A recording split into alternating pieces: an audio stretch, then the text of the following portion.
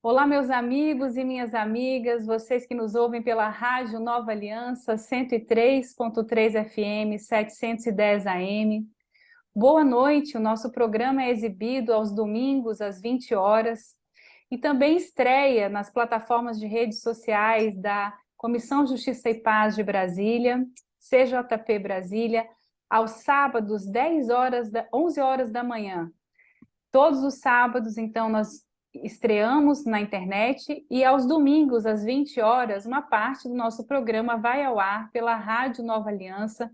Na sequência, vocês ouvem a palavra do pastor com o nosso arcebispo, Dom Paulo César. Hoje, nós da Comissão Justiça e Paz, no nosso programa de Justiça e Paz, temos o prazer de receber Alzirinha Souza.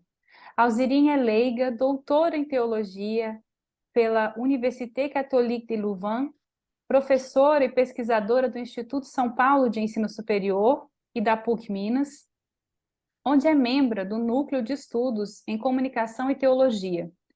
A Alzirinha sempre participa com a gente, né, das nossas ações de comunicação, é regular aqui nas entrevistas, nos programas e conversas de Justiça e Paz. Seja muito, muito bem-vinda, Alzirinha, é um prazer ter você aqui com a gente. E nesse programa especificamente, nós vamos falar sobre um artigo que saiu no jornal Brasil Popular, no qual a Zirinha fala sobre o avanço da tecnologia ou reinvenção da mendicância no Brasil, em conexão com a campanha da Fraternidade 2023, que estreou na última quarta-feira, de cinzas, Fraternidade e Fome, dai-lhes vós mesmos de comer. Alzirinha, seja bem-vinda. Eu sou Ana Paula Inglês Barbalho, estou como vice-presidente da Comissão Justiça e Paz e estou amando te receber nesse programa. Muito obrigada. Obrigada, Ana Paula. Eu que agradeço o convite. É sempre uma alegria estar aqui colaborando com vocês, com um tema que para mim é sempre muito caro na teologia, que é a questão da justiça e da paz, não é? Que é fruto também do centro, vamos dizer assim, da mensagem de Jesus e do Evangelho. Queria aproveitar, antes de tudo, para cumprimentar as pessoas, aqueles que nos acompanham, então, nesse programa, nos mais diferentes horários, como você citou aí no começo.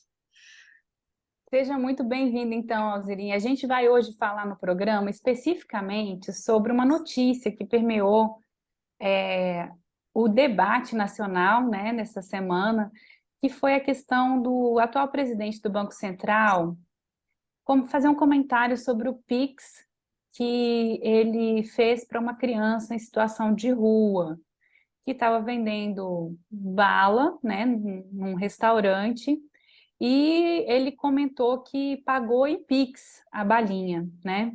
E ele comenta isso até com um tom de jovialidade, né, de alegria, falando que o Pix beneficiaria, ou seja, a tecnologia beneficiando, muito entre aspas, né, a vida de uma situação, de uma criança em situação de rua.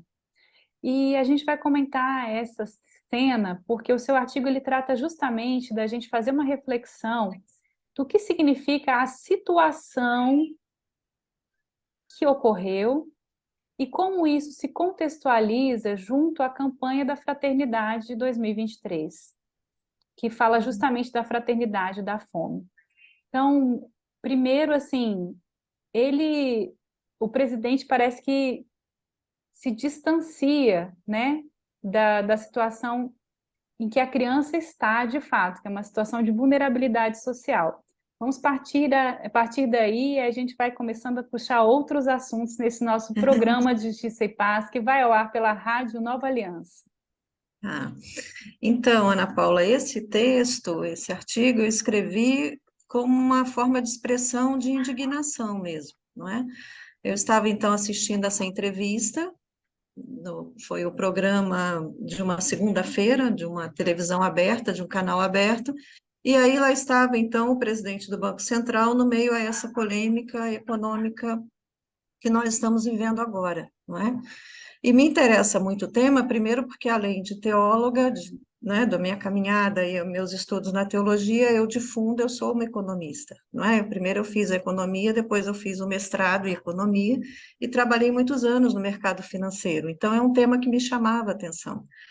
E para minha surpresa, esse senhor conta esse relato de que ele estava sentado lá em um restaurante e entra uma criança para vender bala e a criança diz a ele que se ele não tivesse dinheiro, que é o que ele afirmou que não tinha, ele poderia pagar com Pix. E ele, muito emocionado, ele descreve isso na entrevista, ele ficou tão emocionado porque ele acha que seguramente o Pix melhorou a vida das pessoas, não é? Então, por em cima da narrativa dessa entrevista, que é uma narrativa que eu coloquei isso no texto, né? Quer dizer, eu custo a pensar, imaginar qual restaurante deixa uma criança em situação de rua entrar e abordar o presidente do Banco Central, né? Então, mas considerando que essa narrativa efetivamente aconteceu dessa forma, eu acho que tem elementos muito significativos para a gente pensar a atual condição social das pessoas nesse país, não é? E as diferenças de mundo em que as pessoas vivem. Uma criança em situação de rua que vende balas, primeiro que ela não deveria estar ali em nenhuma hipótese, não é? Mas uma pessoa que olha para essa criança e faz uma leitura à luz do mundo que ele vive, simplesmente significa que ele ignora as outras situações sociais do país. Porque ele imaginar que uma tecnologia, porque o Pix é isso, né? Um avanço da tecnologia bancária. Imaginar que uma tecnologia soluciona a vida das pessoas em situação de vulnerabilidade, que era o caso daquela criança, é reduzir muito a realidade. Mas também, por outro lado, olhando a perspectiva da sua classe, quer dizer, do seu status social, ele fala em nome, simbolicamente, também de uma grande classe desse país que pensa a mesma coisa, provavelmente, ou que ignora a situação dessas crianças, dessas pessoas que estão na rua e que cresceu o número exorbitadamente depois da pandemia, sobretudo. É só andar nas nossas grandes cidades, não é? Eu falo aqui de São Paulo, a quantidade de pessoas em situação de rua triplicou, não é? E achar que essas pessoas que estão no farol agora com uma plaquinha Mande Pix, a situação dela melhorou em alguma coisa, significa, primeiro, ignorar e, segundo, falar a partir de uma situação que se tem muito cômoda, né? Se eu ignoro é porque aquilo não me toca efetivamente. Né? Então, as pessoas arrumam mecanismos para justificar aquilo que não é justificável. Né? E o que não é justificável é chegarmos nós, em 2023, nesse país, e aí eu entro um pouco na questão da campanha da fraternidade, que também o artigo eu fui fazendo esse link, o que não é justificável, em hipótese nenhuma, independente da tecnologia, é o reforço da mendicância nesse país. Não é? É chegarmos nós em 2023, pela terceira vez, essa é a terceira campanha da fraternidade que se discute fome, num país em que tem uma produção de alimentos enorme. Né? Então, é chegar nesse momento da história que nós estamos, com 15% da população, ou seja, 33 milhões de pessoas, efetivamente passando fome. Quer dizer, dos 33, dos 211, mais ou menos 125 milhões têm uma insegurança alimentar, quer dizer, não sabe bem o que vai comer ou o que vai deixar de comer, mas às vezes até come. Agora, desse núcleo, tem 15% da população que simplesmente não tem o que comer. Comer é o elemento básico de qualquer ser humano, comer, beber e respirar, sem isso não se existe, né? É um elemento básico, é o mínimo do mínimo que as pessoas têm o direito a ter, e tem o direito a ter não é porque a política econômica cria um PIX ou deixa de criar um PIX, tem o direito a ter porque simplesmente são humanas, e os humanos comem, e os humanos comem, não é? E a vida funciona dessa forma, isso é próprio da pessoa. E nós vivemos num sistema que está discutindo o PIX como uma coisa muito relevante e muito positiva para o país, mas é um sistema que mata essas pessoas, que justamente esse sistema que ele diz que resolveu a vida do menino, que esse garoto nunca vai estar nesse sistema incluído, porque ele é alguém que está em situação de rua, ele é alguém que está na marginalidade do sistema, é esse sistema que gera esses pobres e que geram essas pessoas que nunca vão entrar nele, não é? Porque depois também eu fiquei pensando, eu não coloquei isso no texto, mas conversando, enfim, com uma outra pessoa, alguém me perguntou assim, bom, mas se ele tinha um Pix, tinha um adulto atrás dele que tinha um Pix. Então, esse adulto atrás dele, muito provavelmente também está explorando essa criança, ou não, não sei, não é? Porque uma criança não pode ter uma conta bancária e não pode ter acesso a esse sistema. Então, alguém atrás dele tem esse número, não é? Quer dizer, o sujeito não teve nem a curiosidade de perguntar, mas escuta, de quem que é esse Pix? Que é o que eu teria perguntado, inclusive, né? Mas, enfim, para dizer, assim, eu acho que primeiro da minha indignação, da minha surpresa, não é? Eu acho que isso revela também muito o nível da desumanização do sistema financeiro, não é? Da desumanização no geral, como diz o Papa Francisco, nós precisamos agora de um novo humanismo, porque esse de fato fracassou, não é? Mas da desumanização do sistema como um todo e da falta, do que eu chamo no texto, de uma dissonância cognitiva, quer dizer, da falta de empatia, da falta de percepção das realidades das grandes cidades, e esse fato se deu aqui em São Paulo, onde eu moro, não é? Imagino eu que nas grandes outras cidades do país não seja diferente, mas da falta de percepção, então, dessa realidade, não é? E estamos nós, hoje, em 2023, a campanha da Fraternidade acabou de ser lançada, discutindo novamente a fome, não é? E a fome para nós, para o catolicismo, sobretudo, e para o cristianismo, de uma maneira geral, ela é central, não é? E ela é central porque nós partimos de uma partilha do pão, não é? Não há nada no cristianismo que não seja partilhado, ou não deveria ser, né? Ou melhor, ou Ou deveria deveria ser ser, partilhado, isso. ou deveria ser partilhado, né? É, Então, nós partimos de uma centralidade da mesa. Eu acho que nós somos, assim, uma das poucas, ou talvez a única religião que temos a mesa como centralidade, não é? É, então, não há como eliminar do nosso olhar teológico, do nosso olhar de fé, aquilo que nos é próprio, que é a partilha, que é o pão, que é o cuidado com o outro, não é?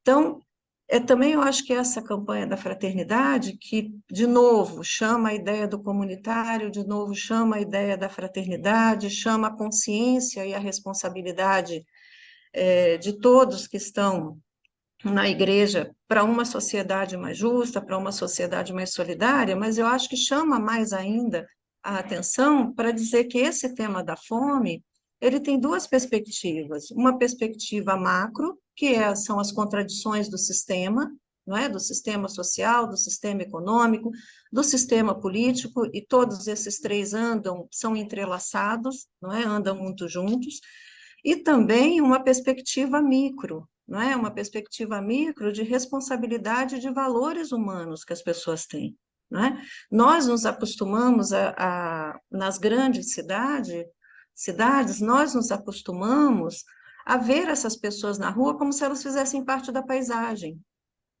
Nós passamos por ela, vemos o carro, o prédio, a rua, a árvore, a pessoa, o carro, o prédio, e seguimos como se elas tivessem incorporado a paisagem, não é? Aqui na cidade de São Paulo, e o padre Júlio Lancelotti é daqui, eu sei que ele participou já algumas vezes aí com vocês, a campanha que ele faz contra a porofobia, quer dizer, contra a rejeição ou a fobia aos pobres, é para isso, não é? Porque a Prefeitura de São Paulo os joga para todo lado, os tira do centro da cidade para embelezar a cidade como se fossem objetos e são pessoas, não é? Então, eu acho que tem duas perspectivas aí, uma perspectiva macro, que toca ao sistema, e uma perspectiva micro, que toca também ao valor humano, e não precisamos ser cristãos, não é? O Padre Scanoni tem um artigo muito interessante que ele diz assim, nós não precisamos fazer sociologia, geografia, economia, precisamos só ter um olhar para o outro e imaginar que Deus não quer que aquela pessoa fique caída no meio da rua, né? O reconhecimento do pobre não precisa de grandes ciências, precisa de valor humano, não é? De valor humano, de solidariedade, solidariedade é um valor humano antes de ser um valor religioso, não é? As pessoas não precisam ser religiosas para serem solidárias com as outras. Mas o que acontece hoje, eu acho que de maneira geral, e o texto da campanha fala de uma forma muito forte, né? Ele vai dizer que a fome é uma tragédia e a fome é uma vergonha, não é? E Dom Luciano Mendes, com quem eu trabalhei aqui em São Paulo, ele dizia: a fome é o fruto da maldade humana. Quer dizer, da falta de percepção de que aquele outro que está nessa situação, seja na situação de rua ou em outras situações de vulnerabilidade, eles também são humanos como nós, não é? Olhando, então, pela perspectiva teológica, eles também são filhos de Deus como nós, eles também são parte da criação e eles também têm o direito, não é? De terem uma vida mais digna, não é? Uma vida que possa fazer com que eles integrem nesse processo da história as suas dimensões humanas. Quem é que consegue integrar a dimensão humana morando na rua debaixo das chuvas que estão tendo em São Paulo? Imagino eu, né? Quer dizer, eu não consigo nem imaginar, porque para imaginar você tem que estar lá, né? Mas, enfim, não é possível isso. Então, eu acho que o tema da campanha é, de novo, muito pertinente, não é? Eu acho que é o momento exato para isso. É um tema que foi um tema, inclusive, de campanha política desse governo que entrou agora. Eu acho que é o momento de cobrá-los, também uma solução política, né? A campanha ela não é só religiosa, mas passa também pelas estruturas, para ver como é que avançamos nesse sentido, né? Como é que avançamos para que essas pessoas possam voltar a ter um mínimo, não é, de dignidade através daquilo que é tão básico como a alimentação. Você falou, é muito interessante e também, primeiro, vamos contextualizar de onde vem esse dado dos 33 milhões de brasileiros, né? É uma campanha, uma pesquisa, de fato, que foi feita pela rede Pensan, né? Que é uma rede que estuda, o nome completo dela, né, é o Inquérito Nacional sobre a Insegurança Alimentar no contexto da pandemia da Covid-19, na sua segunda edição, e a Rede Brasileira de Pesquisa em Soberania e Segurança Alimentar e Nutricional, Rede Pensan, que trouxe esse dado dos 33 milhões de brasileiros passando fome de fato, ou seja, não tem o que comer, e apresentando metade da população com alguma insegurança alimentar, né? Desde a leve, a moderada ou a grave. A leve é a incerteza de conseguir a alimentação para aquele dia.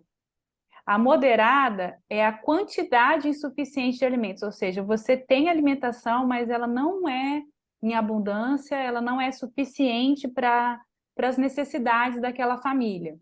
E a grave é não existir o alimento, ou seja, a fome, por um dia ou mais na semana. Outro dado que eu acho muito importante de ser comentado é que em 65% dos lares onde o chefe da família, seja homem ou mulher, se declarou preto ou pardo, houve a caracterização de insegurança alimentar. Então, a insegurança alimentar, ela também tem uma cor, também tem uma cara. Isso é importante de conectar, porque recentemente também saiu uma inteligência artificial que fez um retrato do brasileiro. E era um retrato de uma família parda, uma família com sinais de expressão, uma família com a cara sofrida. E muita gente se indignou na internet sobre esse retrato. E você vê que é uma família que está numa situação de pobreza, por esse retrato criado pela inteligência artificial. Mas é, de fato, o retrato das famílias, a maior parte das famílias brasileiras. É que o nosso distanciamento dessa condição, a nossa classe social, impede que a gente perceba esse Brasil profundo. Então, a gente está, sim, numa situação em que a gente não confronta a desigualdade social.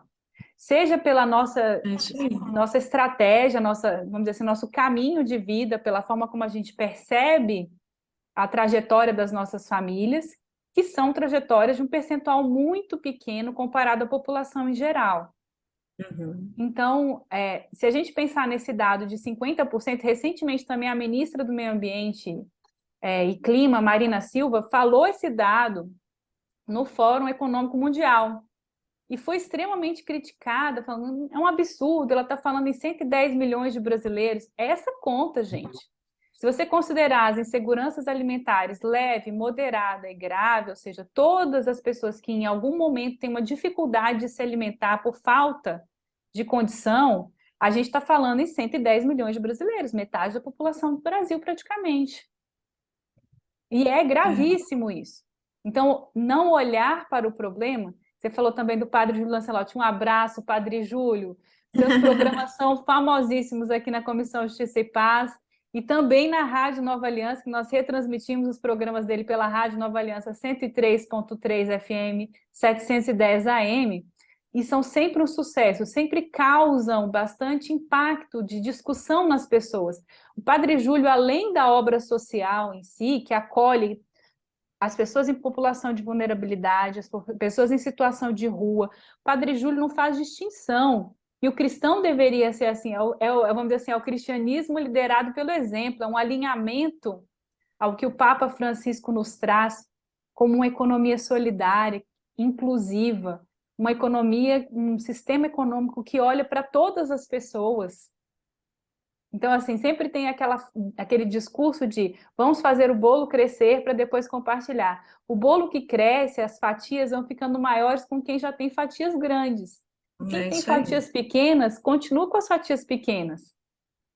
Então, assim, a gente está num Brasil hoje que esse índice de fome, de 33 milhões de brasileiros passando fome, é um índice similar a 1992. Em 1992, existia o mesmo percentual da população nessa condição. Significa que o índice da fome retrocedeu 30 anos. Isso é gravíssimo, a gente tem que enfrentar isso, seja pela ótica da empatia, seja pela ótica da compaixão, seja pela ótica racional de que você, economicamente, está uma parcela muito grande da população se ocupando com aquilo que vai comer. Quem está se ocupando com aquilo que vai comer tem menos liberdade de pensar em produzir coisas novas, em inovar, em fazer outras coisas, além de se preocupar com a sobrevivência. Então, assim, por qualquer perspectiva que você observe o problema, você entra no mesmo ciclo de que não é interessante para nós, como sociedade, existirem pessoas passando por esse tipo de privação. E é importante, vamos conectar então com a fala lá do presidente do Banco Central. Então, assim, a tecnologia ela pode sim mudar a vida das pessoas, mas não significa que a existência dela já mudou a vida das pessoas. Você tem que ter o quê? A política pública aliada. E eu aproveito você com o seu background de economia para a gente falar um pouquinho sobre os programas de assistencialismo. Vamos falar o nome, Bolsa Família, né? O Bolsa Família. Por que a gente vai falar do Bolsa Família? Porque essa semana também aconteceu um evento, uma situação de resgate de pessoas em situação análoga à escravidão, que trabalhavam como terceirizados para vinícolas produtoras de suco de uva, de vinho, no estado do Rio Grande do Sul. E houve uma nota pública de uma confederação de comércio de Garibaldi, que justificou a existência dessa situação análoga à escravidão com a presença de programas de auxílio que faziam com que as pessoas ficavam mais seletivas em relação ao trabalho ofertado. Então, assim, é uma situação que você vê como todo esse sistema está se interligando. Nós já estamos caminhando para o final do nosso programa, então eu queria comentar contigo essa situação pontualmente, mas eu não posso deixar de fazer uma chamada para o nosso segundo bloco, que vai ao ar somente pelas redes sociais da Comissão de Justiça e Paz de Brasília, que você também é professora num curso online sobre História, Teologia e Prática do Sínodo. É isso mesmo, Alzirinha? É isso Nós mesmo. vamos falar sobre esse bloco, sobre esse curso, no segundo bloco, mas ele é um curso do Ministério do Colégio de Boston, certo? Da Escola de Teologia e Ministério do Colégio de Boston, do Boston College, e é patrocinado pelo Conselho Episcopal Latino-Americano, pela Confederação Latino-Americana de Religiosos, Conselho das Conferências Episcopais Europeias, Federação das Conferências Episcopais Asiáticas, pela União Nacional das Superioras Gerais e pela União de superiores gerais com outras organizações eclesiásticas. Eu vou fazer só essa chamada para o pessoal ficar com vontade de assistir a gente no segundo bloco. Vamos fechar esse primeiro bloco, que vai ao ar pela Rádio Nova Aliança, aos domingos às 20 horas, 103.3 FM, 710 AM, com essa reflexão, justamente do sistema que exclui as pessoas, né? Da tecnologia não como sendo algo que vai mudar a vida das pessoas de fato, mas como podendo ser um aliado, e dos programas de assistencialismo, o Bolsa Família, que foi desestruturado nos anos anteriores, e a gente vê como a falta do Bolsa Família estruturado ainda tem um impacto muito grande na condição social de desigualdade brasileira. Não é? Eu acho que o sistema, Ana Paula, a tecnologia, de maneira geral, o sistema, ele tem que existir, mas ele tem que existir numa perspectiva que seja inclusive, que seja para todos, não é? Então, dizer que existe o Pix e que o Pix é ótimo, eu não tenho dúvida, mas ele é bom para uma parte da população que está dentro desse sistema. Dizer que a medicina avançou e a tecnologia da medicina hoje é maravilhosa, é ótimo, e eu acho que tem que ser, não é? Mas para quem está internado no Albert Einstein, em São Paulo, porque isso não chega à pessoa que está lá na periferia da Zona Leste de São Paulo, porque ela não tem acesso a isso, e ela tem a mesma doença de quem está no hospital de ponta e pode pagar por essa tecnologia, não é? Então, por analogia, a questão da medicina e outras áreas, né? Então, eu acho que ter a tecnologia tem que ter. A questão é como é que se cria mecanismos para que as pessoas todas, ou a grande parte dela, ou enfim, todo mundo possa estar no mesmo nível de utilizar essa tecnologia, não é? A disparidade toda dessa situação é alguém achar que aquele garoto, aquela criança, né, está inserida no sistema de uma tecnologia que ele criou, sei lá eu quem criou, o Banco Central, enfim, não é? Quer dizer, é como o caso que você acabou de dizer, é de uma dissonância total, né? É como o caso que você acabou de dizer da vinícola, né? Dizer que as pessoas estão em situação análoga à escravidão e isso vincular isso a um programa social, e o programa social beneficia as pessoas a ponto delas escolherem ou não o que querem na vida, isso é um total. Aliás, esse país ultimamente é o país dos absurdos, né? As pessoas falam o que querem e tem gente que acredita, mas enfim, mas é uma total falta de conexão com tudo, né? Que os programas sociais eles devem existir, e devem existir por essa razão primeira, porque as pessoas têm necessidade deles. E é justamente porque as pessoas têm necessidade que eles devem existir.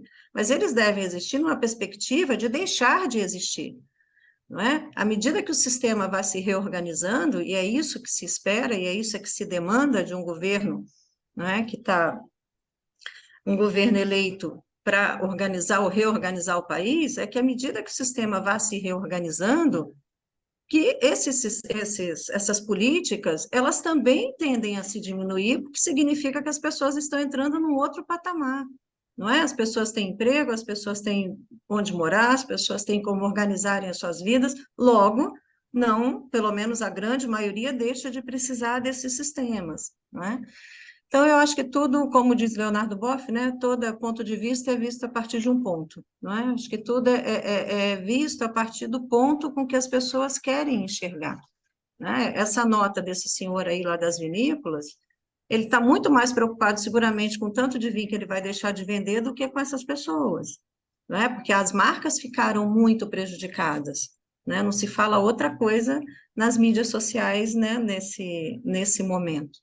Né? Até a CNBB soltou uma nota, não celebrem com vinho vindo não sei de quê, vejam a procedência do vinho, não é? Do vinho canônico, quer dizer, não é nenhuma preocupação legítima. O argumento não se legitima atrás da preocupação, é isso que eu quero dizer, não é? É uma coisa pro forma, é lamentável, não é? Eu acho tudo isso.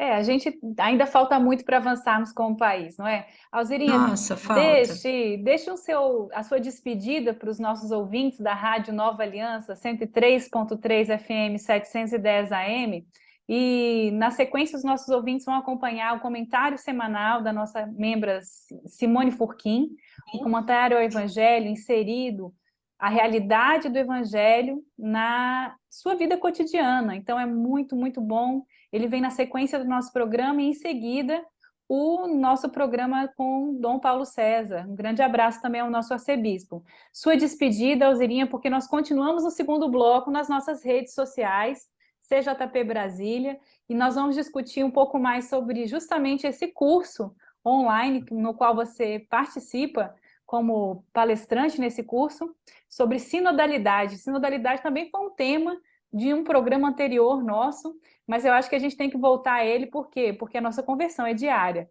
Sua despedida, Alzirinha. É isso aí. Bom, eu queria agradecer a você, então, a oportunidade, o convite. Como eu disse no início, é sempre uma alegria, eu acho, colaborar com vocês. Queria também deixar o meu abraço a todos, aí a todas aqueles que nos acompanham e acompanham o trabalho da Comissão de Justiça e Paz regularmente pelas mídias digitais e pela rádio. Muito obrigada, Alzirinha. Muito obrigada a você que nos ouve neste domingo à noite.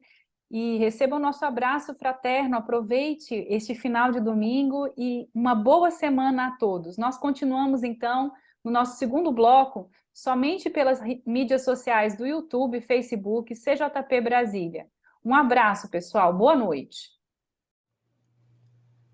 Olá, ouvintes! O tema da campanha da fraternidade deste ano de 2023 é sobre a fraternidade e fome. E o lema é uma exortação de Jesus a seus seguidores: dai-lhes vós mesmos de comer.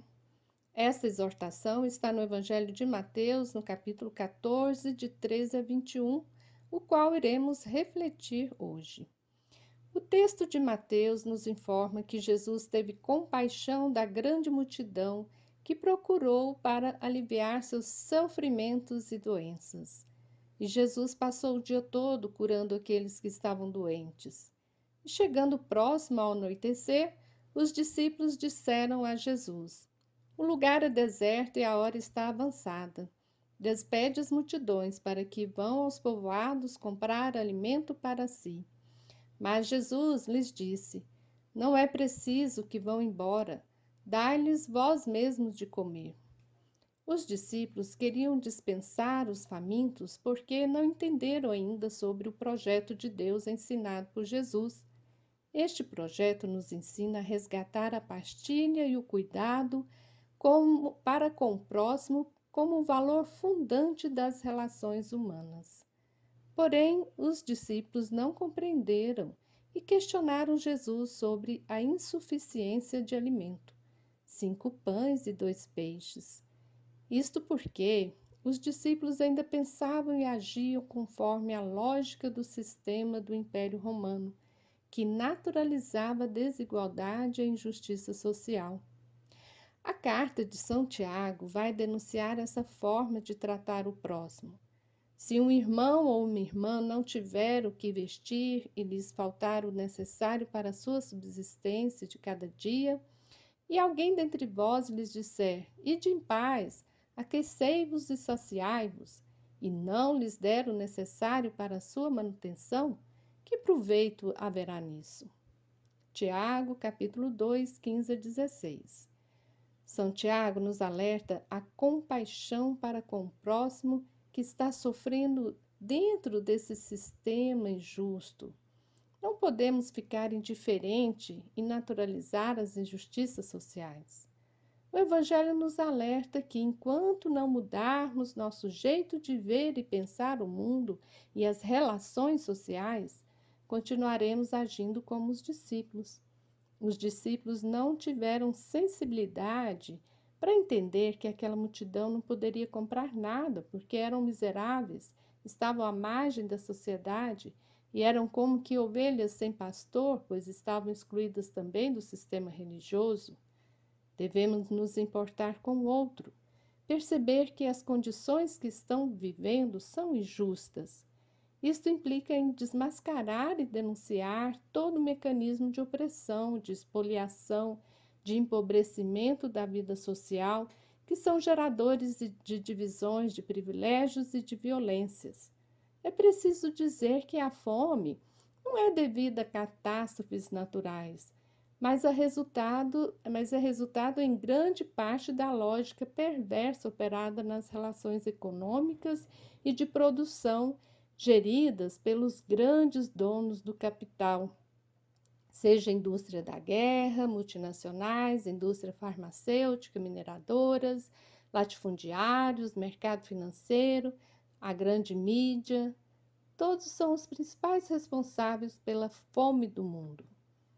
Que neste período litúrgico, o período da Quaresma, seja tempo propício para nos desprender da ótica do mercado e nos revestir de uma nova humanidade, que tem compaixão pelas pessoas que sofrem.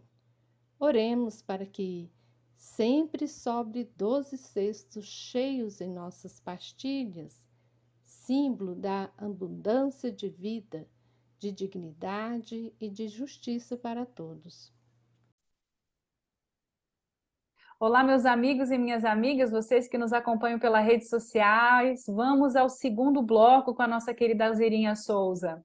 Alzerinha, a gente estava falando então sobre o curso do Sínodo dos Bispos, né? Um curso online sobre História, Teologia e Prática do Sínodo. É o segundo curso intercontinental massivo online e é o Sínodo sobre a sinodalidade, não é? Inaugurado em outubro de 2021, que agora atinge a sua fase continental, falando com as igrejas locais do mundo inteiro, né? Esse sínodo foi feito um documento de trabalho para a fase continental, que agora é inaugurada, e representa um processo de aprofundamento, discernimento e formação para estimular a consciência e a prática de uma igreja sinodal. Como você é teóloga, eu vou poder explorar você um pouquinho mais. Eu quero saber primeiro para a gente... eu acho importante também a gente formar as pessoas que nos assistem, Claro. né? Trazer conceitos novos. Eu queria que você explicasse um pouco a sinodalidade, qual é o contexto da sinodalidade que o Papa Francisco propõe. Eu acho que já a partir desses dois tópicos já tem muita coisa para falar, dá para fazer um curso inteiro só sobre isso, mas sinteticamente, o que a gente pode falar um pouco para os nossos ouvintes em relação à sinodalidade? O que é sinodalidade e o contexto dentro da teologia do pontificado de Papa Francisco. Tá, então, a sinodalidade, essa expressão é uma expressão grega que, no seu conceito geral, quer dizer caminhar juntos, não é? Então, a formação e a constituição da eclésia, quer dizer, da assembleia, da igreja, de todos nós, todos os agentes eclesiais que compõem a nossa igreja, todos nós, povo de Deus, que estamos ali, então, atuamos na igreja, lutamos por ela, celebramos juntos, brigamos juntos e caminhamos juntos ao longo da história. Ao longo dessa história da igreja, nós caminhamos juntos de maneira muito distintas, não é? Porque a igreja caminha respondendo às questões do seu tempo, não é? Então, se olharmos a igreja do cristianismo primitivo, ela tinha um rosto, a igreja medieval, ela tinha um outro rosto, uma outra forma de caminhar, a igreja do começo, do final do 19 para o 20 tinha um outro rosto, a igreja pós-concílio Vaticano II assume o rosto que deveríamos ter hoje, não é? Porque vamos nesse caminhar juntos, respondendo às demandas históricas e os momentos históricos onde está a igreja, não é? A igreja, ela é contextual, ela está nesse mundo e ela dialoga com esse mundo. O que o Papa propõe agora, muito mais do que caminhar juntos, é caminhar unidos, não é? É caminhar de uma outra forma. Porque caminhar juntos, nós já estamos fazendo há mais de 2000 anos e chegamos a um dado muito interessante que eu ouvi essa semana numa reunião que eu participei, que hoje nós, entre vários países, hoje nós e a França temos só 8% da população que vão à missa aos domingos. O que significa que o nosso caminhar juntos não está levando a muita coisa, não está levando a uma expressão de uma vivência não só sacramental, mas de uma vivência efetivamente ativa da igreja, né? Então, ser batizados é uma coisa, estar ativamente, não é, engajados e se sentir pertencentes a essa dinâmica eclesial é outra coisa. E é por isso que o Papa propõe, e esse sínodo, ele chama sínodo por uma sinodalidade, né? Sinodalidade é um processo, não é? Então, a gente fala sínodo para sinodalidade, mas o nome correto é por uma, quer dizer, buscando essa sinodalidade.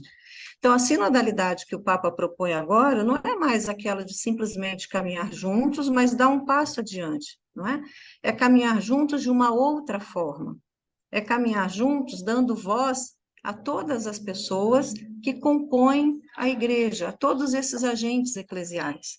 É colocar as pessoas no mesmo nível de diálogo, de abertura, de comprometimento, que possamos chegar a uma corresponsabilidade, não é? Cada um dentro daquilo que lhe é próprio, ninguém está dizendo aqui que um vai passar por cima do outro. Aliás, hoje nós passamos com muito mais facilidade por conta dessa falta de diálogo, né? Mas que todas as pessoas tenham voz, que assumam uma corresponsabilidade dentro da comunidade eclesial e dentro daquilo que nós queremos enquanto igreja e enquanto caminhar juntos, né? Eu acho que o Papa Francisco é um bom mestre nisso, né? Seja pela sua característica jesuíta, seja pela sua personalidade, ele é um bom mestre da escuta, né? A grande característica do Papa é o diálogo, desde o meu ponto de vista, entre tantas outras, né? É o diálogo e a escuta. Ele conversa com todo mundo, ele fala com todo mundo, ele chama todo mundo lá para conversar com ele. Enfim, é esse elemento do diálogo interno da igreja que nós precisamos reaprender para darmos um passo, e a igreja nunca foi dialogante, ela sempre foi de uma perspectiva muito mais hierárquica, e nós estamos querendo jogar a hierarquia fora, e nós estamos querendo, e o Papa sonha com esse processo sinodal, é que as pessoas aprendam, a partir dos seus lugares de fala, a conversarem de uma outra maneira, né? A estabelecer vínculos de uma outra maneira, vínculos fraternos que nos volte a caracterizar como uma comum unidade, que muitas vezes hoje a gente nem é unitário e nem é comum, não é? Há sempre alguém querendo coordenar alguém. Então, eu acho que é um momento histórico da igreja, não é? Então, fizemos a etapa da escuta, né, a etapa diocesana, nas dioceses, nas arquidioceses, enfim, né, da conferência episcopal, estamos na etapa continental, e vamos chegar no ano que vem, 2024, a Secretaria do Sínodo já está aberta para sugestões, não é? E sugestões podem ser dadas não só pelas conferências, mas pelas instituições também, né? A Secretaria do Sínodo já está aberta, para compilar todos esses dados, que também eu acho que vão dizer, esse conjunto de dados, vão dizer as demandas que vêm da base da própria igreja, não é? A base agora, ela não é mais aquela que só recebe orientações, mas é aquela também que diz, aliás, diz muito, quem é que somos hoje, não é? E é nesse sentido que nasce esse curso, não é? Essa formação que você fazia referência. Esse curso nasce de um grupo de teólogos e teólogas ibero-americano, do qual eu faço parte, que é organizado pelo professor Rafael Luciani, que é um leigo da Venezuela, não é? Então, nós temos esse grupo que viemos trabalhando o tema da sinodalidade já tem alguns anos. O Rafael, ele é assessor também agora do CELAM, enfim, é uma pessoa, ele é um dos peritos do sínodo, não é? Junto com outros também. Aqui do Brasil participamos nesse grupo eu e o professor Agenor Briguente, do Paraná, que também vai ser um perito do sínodo. E, enfim, se uniu, né, várias instituições e de várias instituições do continente latino-americano, e nós estamos aí pelo continente latino-americano, mas também de outros continentes. Então, as pessoas que acessam lá os caminhos e as formações, eles vão encontrar na plataforma 4 línguas diferentes, que é justamente para todo mundo ter acesso e entender. 4 línguas diferentes que estão debatendo os temas da sinodalidade. Não é? Então, tem gente, né, lá da Europa, gente de Louvain, onde eu estudei, não é? Gente que trabalha esse tema há muito mais tempo. né, e que já faz essa demanda pela sinodalidade, que coincidiu agora com a demanda do Papa, né?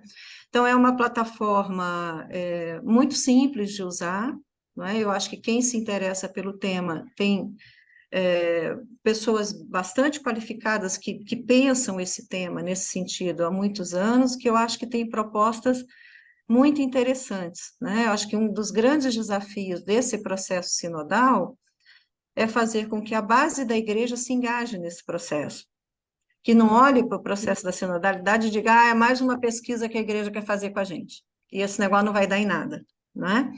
Essa mudança de mentalidade, e daí também a grande proposta, essa reflexão desse curso, ela não é só teológica, ela é prática também, é onde eu me insiro aí, pela teologia prática, mas ela é prática no sentido de diz alguma coisa para quem está no dia a dia, não é?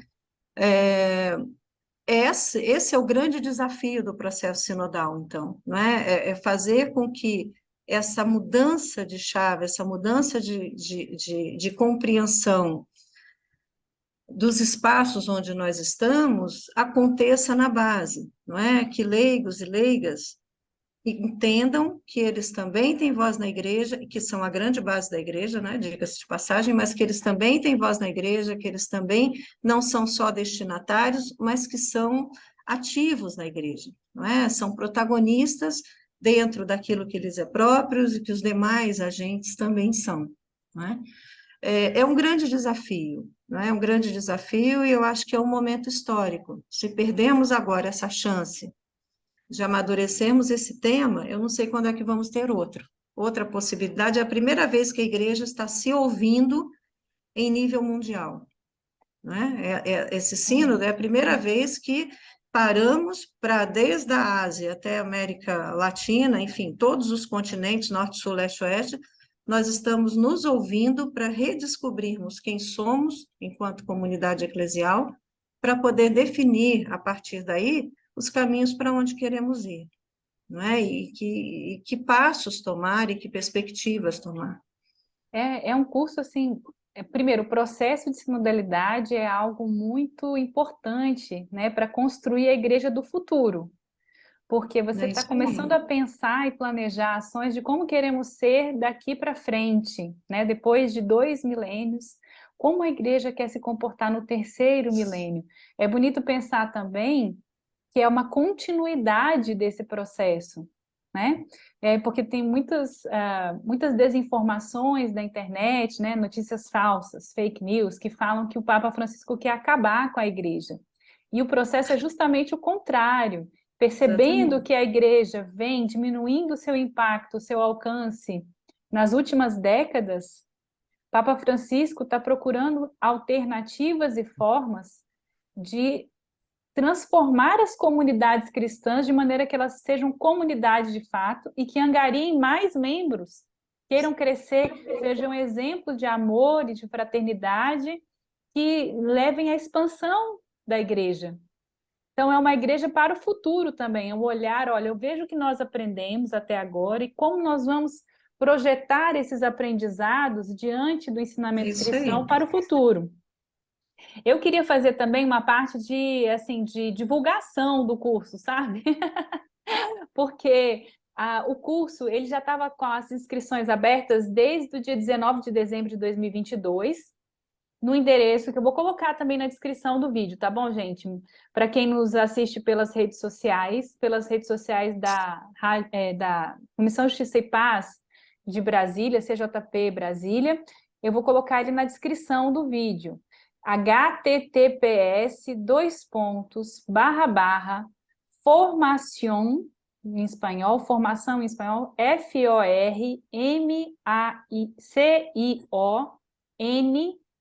FORMACION, formação online, tudo junto, formação online, online, B de bola, C de casa, bc.edu de educação, edu. Vou repetir, porque eu acredito, Alzininha, que a gente vai fazer um novo programa para quem está acompanhando a gente na Rádio Nova Aliança 103.3 FM e 710 AM, falando sobre esse tema específico do Sínodo, porque vale muito a pena. O curso começou no dia 6 de fevereiro, mas como é uma formação totalmente online, as pessoas podem ingressar a qualquer tempo. Então, para quem que se destina esse curso, né? Agentes pastorais, religiosos, leigos, sacerdotes, bispos e qualquer pessoa que queira saber de forma mais simples e profunda do que se trata a sinodalidade. Então, qualquer pessoa pode juntar-se a esse processo de formação. Aqui tem uns dados que saíram pelo Vatican News, que é o site de notícias do Vaticano, de que cerca de 100 mil pessoas de todos os continentes foram alcançadas no primeiro curso, e que a expectativa é ampliar esse número de 100 mil, dobrar esse número, né, para alcançar o maior número de pessoas possível, com uma formação contínua da Escola de Teologia e Ministério do Colégio de Boston, que é o Boston College, né? Que nesse endereço, https, vou repetir, viu? Você que não pegou a caneta aí, pegue a caneta. https, formação online,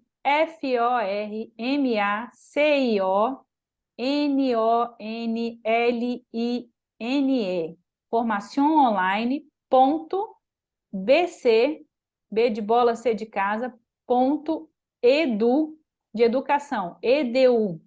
Lá, quando você entra no site, você vai ser convidado, né? Ela tem várias escolhas que você pode fazer. Qual língua você quer fazer? Isso que você Qual comentou língua? também, né? São 6 línguas e tem o português também, tá, gente? Então, Tem o português e eu acho que é interessante dizer que é gratuito, viu, gente? ele é totalmente grátis. Ele Essa é é uma coisa totalmente, também...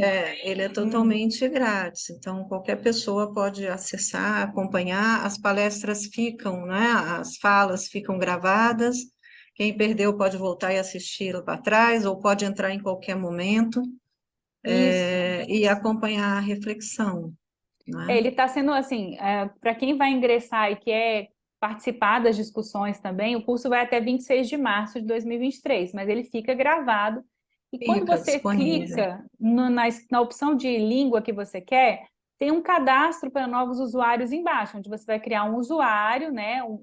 Coloca o seu e-mail, uma senha, e escolhe o curso que você quer fazer, que tem 2 cursos disponíveis agora, esse de História, Teologia e Prática da Sinodalidade, e tem um outro curso também, de Discernimento Comum e Tomada de Decisões em uma Igreja Sinodal. Achei fantástica a iniciativa, porque assim, realmente você pode fazer em qualquer horário, você não depende de ter um horário disponível, em horário É, comercial ou no fim de semana. Por exemplo, quem é pai, quem é mãe também pode fazer o curso em horários alternativos, quem é professor faz no contraturno das aulas. Então, quem trabalha durante o dia faz à noite. Então, qualquer horário você pode fazer. Achei muito, muito interessante. E só de pensar que tem uma formação mais estruturada, né? E você vê que quem apoia esse curso, você falou do CELAM, as pessoas não conhecem muito, é o Conselho Episcopal Latino-Americano. Vou colocar também outras instituições, outros nomes aqui que participam desse processo. Confederação Latino-Americana de Religiosos, a CLAR, Conselho das Conferências Episcopais Europeias, CCEE, Federação das Conferências Episcopais Asiáticas, FABC, União Internacional das Superioras Gerais, UISG, e a União de Superiores Gerais, USG, com outras organizações eclesiásticas que estão patrocinando esse curso, que tem, se não me engano, são 4 semanas, é isso mesmo? 4 ou 5 4 ou semanas. 5 semanas, 4 ou 5 semanas. E tem assim, gente, olha, como se trata de um curso de história, teologia e prática da sinodalidade, ele começa falando então da história da sinodalidade, depois da teologia da sinodalidade e da prática ministerial da sinodalidade. Então, muito interessante o curso. A Alzirinha, professora desse curso, está trazendo para a gente aqui, como é que fala? Uma notícia de alguém que viveu a experiência de construir esse curso, de pensar nesses processos, né? Eu adorei, Alzine, quando você comentou agora há pouco sobre como o Papa Francisco percebe essa caminhada com o aspecto da união. Isso é um diferencial muito importante que a gente muitas vezes não reflete sobre esse caminhar juntos e unidos. se você pensar na mudança de paradigma que é essa declaração, e como o Papa vem trabalhando isso também, porque ele fez um sínodo para a Amazônia, onde ele trabalhava as questões dos indígenas, da preservação dos ecossistemas, da preservação da Amazônia especificamente, mas da importância que a gente tem de nos relacionarmos com o planeta, né? As próprias, a Fratelli Tutti, os próprios documentos eclesiais, eles mostram essa preocupação dos temas que o Papa quer tratar e como também outras iniciativas vão sendo lançadas, estão todas entrelaçadas, todas caminhando para o mesmo momento da igreja.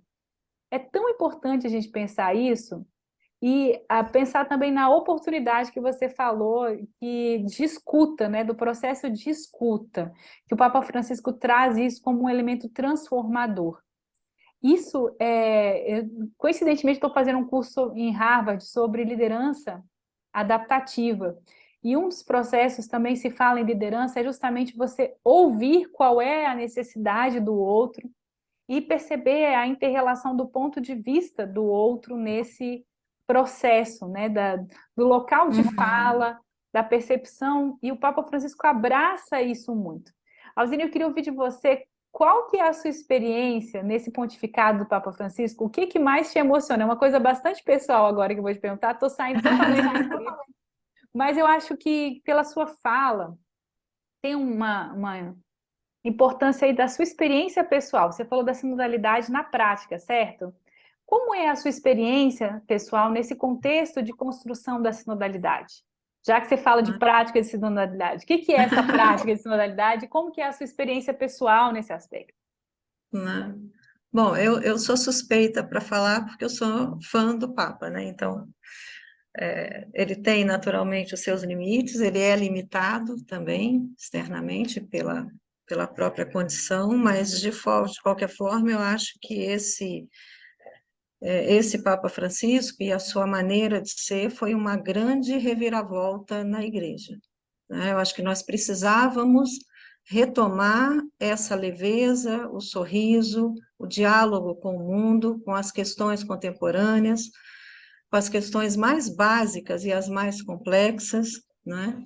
E ele articula, ele é um bom articulador, não é? Todo jesuíta normalmente é um bom articulador. Eu trabalho há muitos anos com a companhia, trabalhei muitos anos com os jesuítas e há uma visão de conjunto que os caracteriza de uma maneira muito própria, não é? Eu acho que o Papa remarca, sobretudo, a nós teólogos leigos e leigas, não é? Esse retorno dessa leveza que veio com ele a partir de 2013, de voltar para a base da igreja, de pensar desde a Evangelho Gáudio, né? O Evangelho Gáudio, ela pensa coisas do nosso dia a dia, né? O Evangelho Gáudio pensa o dia a dia da igreja e a prática das pessoas. E nesse documento da alegria do Evangelho, daí essa leveza, eu acho que abriu muitas possibilidades de dizer, e eu costumo dizer que o Evangelho Gáudio é o programa de governo do Papa, dali para frente ele só foi desmembrando os outros documentos, né?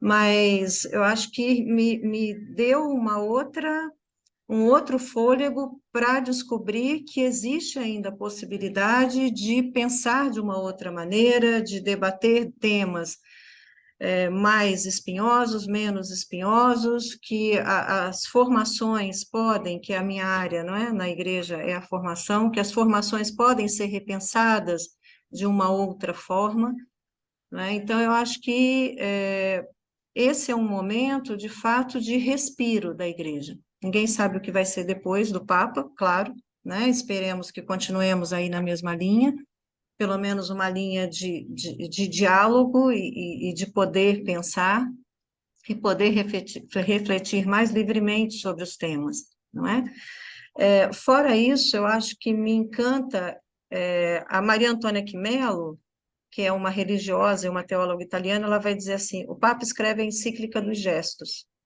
Mesmo que ele não escrevesse absolutamente nada no papel, a gente entendeu o que ele queria da vida, né? Porque esse testemunho dele, da prática, que une o que é muito próprio do conceitual com a prática, e isso me toca porque eu trabalho justamente nessa área, isso para mim é muito significativo, né? Ele retoma a normalidade da vida de um personagem da igreja, não é? Não é alguém que está no alto dos altos dos céus, o Papa, mas é alguém que está inserido na sua realidade, que se permite ser afetado, isso é muito próprio dos jesuítas, né? Se deixar afetar, que se permite ser afetado pelas questões do mundo e que faz alguma coisa com a maior tranquilidade do mundo, não é? Como se uma pessoa normal, que de fato é, mas que faz alguma coisa e que os seus testemunhos são catequéticos, não é? A sua prática é catequética. A sua prática vai nos dizendo da sua simplicidade, do seu jeito de ser, do seu gênio, não é? Que dizem alguns que ele é genioso, mas enfim, né, da sua forma de ser, vai dizendo, olha, desde o primeiro momento, esse é o caminho da igreja e esse é o caminho que nos aproxima do evangelho, sobretudo. Não é? Ele não faz tudo isso porque dá vontade nele, porque agora ele quer se distanciar de uma imagem de A, B ou C. Não é? Ele faz tudo isso porque, no fundo, eu acho que ele reconduz a igreja à proximidade com o que é próprio do evangelho. E isso, nesse momento, e a sinodalidade também faz parte dessa reaproximação, isso também é um ganho enorme para nós nesse momento, não é? Também no momento teológico, que é a minha área, enfim, no momento das comunidades, para quem está fora da igreja, não é? Também, quer dizer, eu acho que muita gente que deixou de dialogar conosco, à luz da presença do Papa, voltou a prestar atenção na igreja, não é? Eu acho que hoje é uma pessoa que a gente pode dizer é um líder mundial, não é? Não pelo poder que tem enquanto chefe de Estado, mas pela capacidade de reunir pessoas, de dialogar, ainda que pareça que ele não está dialogando nada, né? O Vaticano vai com muita calma e com muita discrição, mas pelo impacto e porque chama a atenção e se permite a dizer coisa que outras pessoas não podem dizer, né? Enquanto líder, né? Ele se permite a dizer de um sistema que mata, ele se permite a dizer de uma ecologia que mata pessoas, que acaba com o planeta, ele se permite a dizer da fraternidade humana, ele se permite atravessar o mundo e assinar um documento lá em Abu Dhabi, ele se permite dialogar com as grandes religiões do mundo, não é? Então, eu acho que tudo isso é um momento também muito próprio da igreja, que nós só vamos nos dar conta dessa importância daqui a 20, 30 anos, não é? Eu acho que tem muita gente nesse momento que não percebeu ainda esse movimento, e daí tanta resistência, não é? As resistências nascem primeiro da má compreensão e depois da falta de percepção de onde estamos indo, né? Mas daqui a 20 a 30 anos, eu acho que a leitura sobre esse papado e sobre esse período da igreja vai ser muito mais rica, não é? E espero, e é isso que também eu trabalho, enfim, com a minha teologia, com o meu pensamento, que isso crie bases agora para, de fato, nós podermos darmos passos futuros de uma outra maneira, não é? Porque do jeito que estávamos, decididamente, não ia funcionar, né? E aí eu vejo como a eleição do Papa Francisco como uma grande ação do Espírito no mundo, né? Eu acho que o Espírito, ele é assim. Acho não, eu tenho certeza. Teologicamente a gente fala, o Espírito, ele age onde quer, e ele é livre, e ele é leve, não é? E pegou todo mundo no contrapé, e nos presenteou com o Papa do fim do mundo, não porque era do fim do mundo, né? Mas porque já tinha em si uma visão pastoral, vem da base da igreja, vem do contato com o dia a dia das pessoas, vem da pastoral, e entende, e eu acho que efetiva, não é? A gente costuma dizer assim, o Papa, ele ressignifica e ele retoma a agenda do Concílio Vaticano II, de fato, não é? Que, aliás, é o concílio que nós temos em voga, não tem outro. E não adianta querer ir para trás, porque não tem outro, é esse. Mas eu acho que ele retoma, sobretudo na Gaudium Spes 1, né? Que é aquele documento que diz, de uma maneira mais elaborada, mas o documento diz assim, as alegrias e as tristezas do povo de Deus devem tocar o coração da igreja. Tudo que passa no coração do povo de Deus, alegrias, tristezas, as angústias, eles fazem referência à igreja, não é? Eu acho que depois seria bom as pessoas lerem o documento Gaudium Spes 1, leiam o trecho todo, porque eu só estou resumindo, né?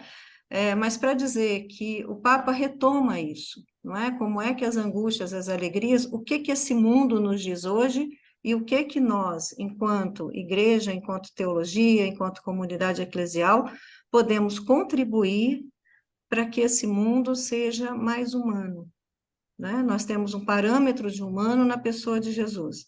Então, como é que esse nosso parâmetro pode contribuir para a reumanização de um mundo que cada vez mais é complexo, não é? Tem demandas mais complexas e, enfim, não é? A história avança numa rapidez muito maior do que antes, não é? Em termos de acontecimentos. Então, o que é que nós hoje temos a dizer, não é? Para esse mundo? E nós temos a dizer a partir da compreensão dele, né? Daí o Papa é, traz aquela imagem do poliedro, não é? Ele diz isso, né? Então, o poliedro do Papa, ele vai dizer cada partezinha de uma... Poliedro é aquela imagem geométrica, né? Tem várias partes, vários lados. Então, cada lado desse tem a sua particularidade. Cada lado precisa ser entendido, cada lado precisa ser dialogado, não é? E como é que nós, enquanto comunidade eclesial, enquanto igreja, podemos contribuir para cada pequeno lado daquele, não é? Para continuarmos inseridos na história e construindo a história onde nós estamos. Nossa, Alzirinha, foi maravilhoso. Ó, esse foi tão bom que o nosso programa passou tão rápido que está acabando. Gente, eu Desculpa se acho... eu me alonguei. Não, de forma alguma, porque tem muita coisa para falar mesmo e você tem uma clareza, talvez também pela essa questão de você trabalhar com formação didática também, para explicar esses processos. Então é muito importante a gente falar sobre isso. Eu te agradeço imensamente Imagina. essa disponibilidade de estar com a gente hoje.